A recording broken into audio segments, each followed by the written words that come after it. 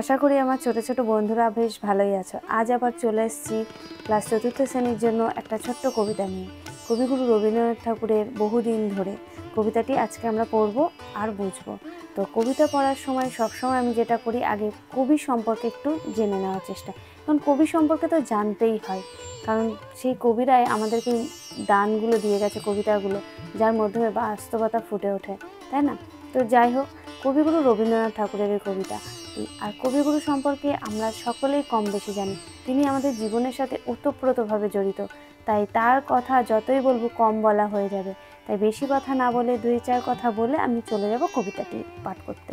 তো কবিগুরু জন্মগ্রহণ করেছিলেন 1268 বঙ্গাব্দে 25শে বৈশাখ। আর এই মহান কবি দেহ রেখেছিলেন 1348 বঙ্গাব্দে 22শে শ্রাবণ। কবি তার গান, নাটক, কবিতার মধ্য দিয়ে আমাদেরকে যে দান করে গেছে, এই দান আমরা কখনোই ভুলতে পারি না আর ভুলতে পারবো না। তিনি আমাদের জীবনের সঙ্গে একাত্মভাবে জড়িত রয়েছে।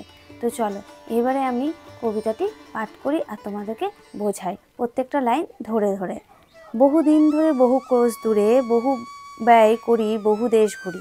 কবি বলছেন অনেক দিন ধরে অনেক দেশে ঘুরেছি, অনেক অর্থ ব্যয় করেছে অনেক দেশ ঘুরে ঘুরে।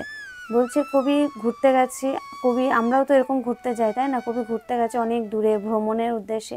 সেই ভ্রমণ করতে হলে অনেক খরচও হয়, সেই খরচও হয়েছে, অনেক সময়ও গেছে।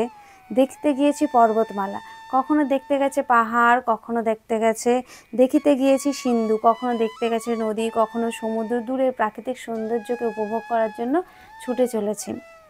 দেখা হয় নাই চক্ষু মেলিয়া, ঘর হইতে শুধু দুপা ফেলিয়া। বলছে এত দূর দূর অর্থ খরচ করে ঘুরতে গেছি, কিন্তু ঘরের সামনে দুপা ফেললেই যে একটা প্রাকৃতিক সৌন্দর্য আছে, সেই প্রকৃতিটাকে হয়তো আমরা ভালো করে লক্ষ্য করিনি।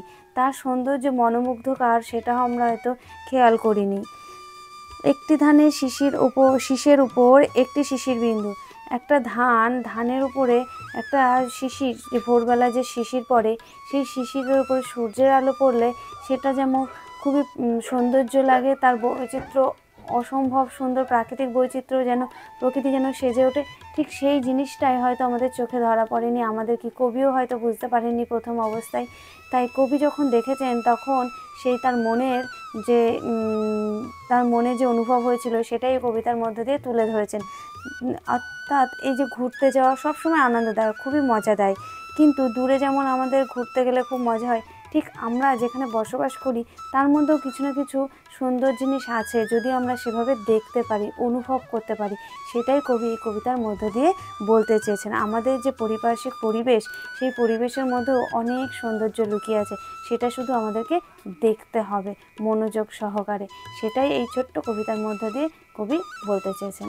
তো আজকে আমার এই ছোট্ট কবিতাটি ছিল, তো আশা করি তোমাদের ভালো লাগবে।